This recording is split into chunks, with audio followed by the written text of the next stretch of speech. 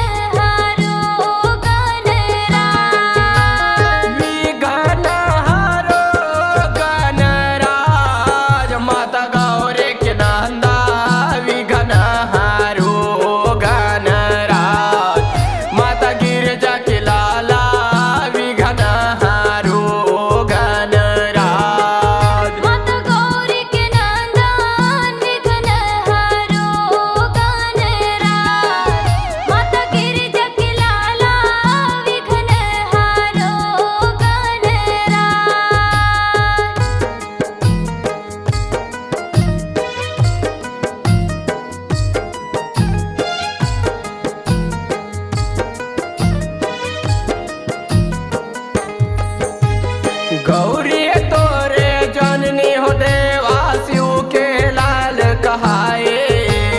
गौरी तोरे जननी हो देवा शिव के लाल कहाए। शिव के लाल कहाए हो देवा शिव के लाल कहाए। गौरी तोरे जननी हो देवा शिव के लाल कहाए।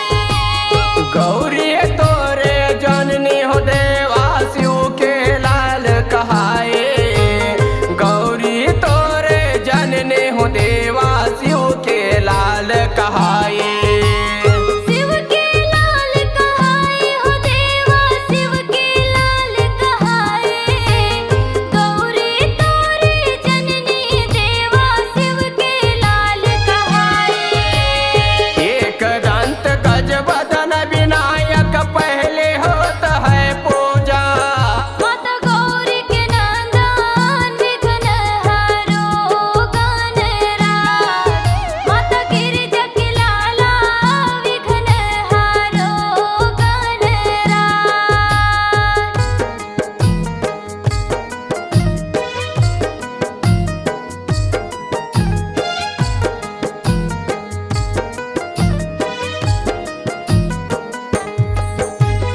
गजमुख तोरे मुख है देवा मोदक भोग लगाए। गजमुख तोरे मुख है देवा मोदक भोग लगाए। मोदक भोग लगाए हो देवा मोदक भोग लगाए। गजमुख तोरे मुख है देवा मोदक भोग लगाए।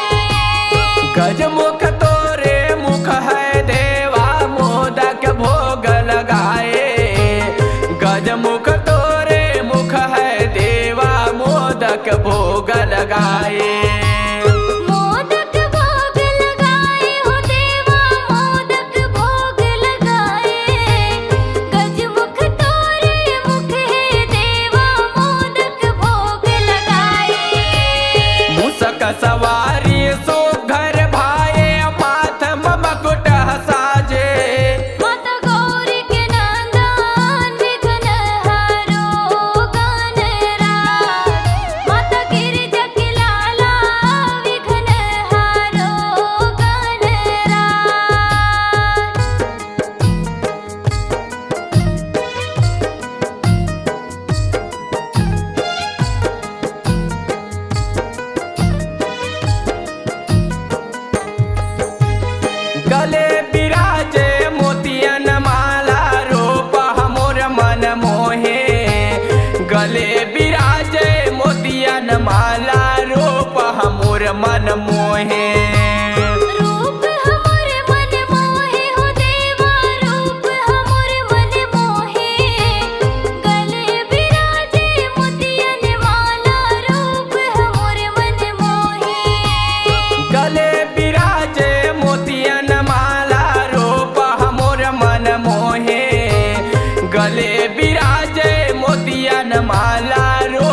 मोर मन मोहे।